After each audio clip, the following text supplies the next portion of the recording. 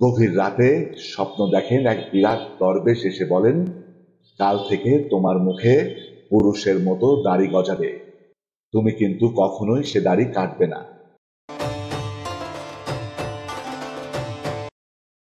স্বপ্নের মধ্যেই তিনি না না বলতে থাকেন। এক পর্যায়ে তার ঘুম ভেঙে যায়। তিনি ভয়ের মধ্যেই দৈনন্দিন কাজ করতে থাকেন। কয়েকদিনের মধ্যেই তার মুখে দাড়ি গজাতে শুরু করে। এভাবেই নিজের সেই লোমহর্ষক ঘটনার বিবরণ দেন ৭০ বছরের রোমা খাতুন। একদিন রাত্রে স্বপ্ন দেখতেছি, এক দরের এসে কাছে যে মা তোমার মুখে আজকে দাঁড়িয়ে উঠবে, তুমি এই মেকআপ দিয়ে বাঁধতে থবা।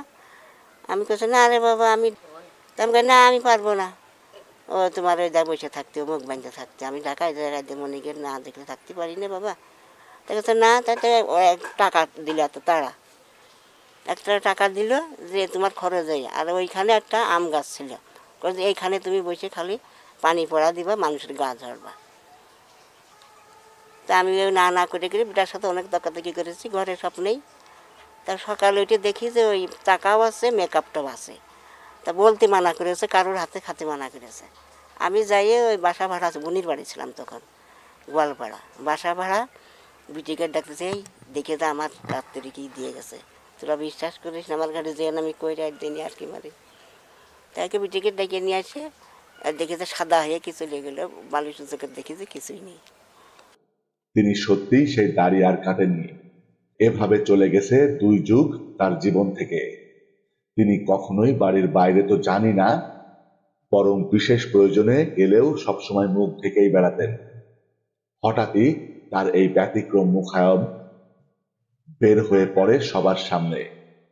গ্রামের মানুষের প্রিয় নানি এখন সবার সামনে হাজির সেই লোমহর্ষক রাতের গল্প বলেন। জানা যায়, পিতা মারা গেছে ছোটবেলায়, বড় হয়েছেন মামা বাড়িতে। ১২ বছর বয়সে বিয়ে হওয়ার পর একটি সন্তান হলে আতুর ঘরেই মারা যায় সে। কয়েক বছর পর মারা যায় তার স্বামী। দ্বিতীয় বিয়ের পর সেই স্বামীও মারা যায় ডায়রিয়ায়।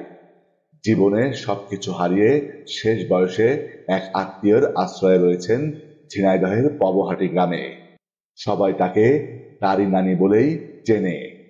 ১৯৭১ সালে ১২ বছর বয়সে সদর উপজেলার ঘোড়ামারা গ্রামে বিয়ে হয় তার।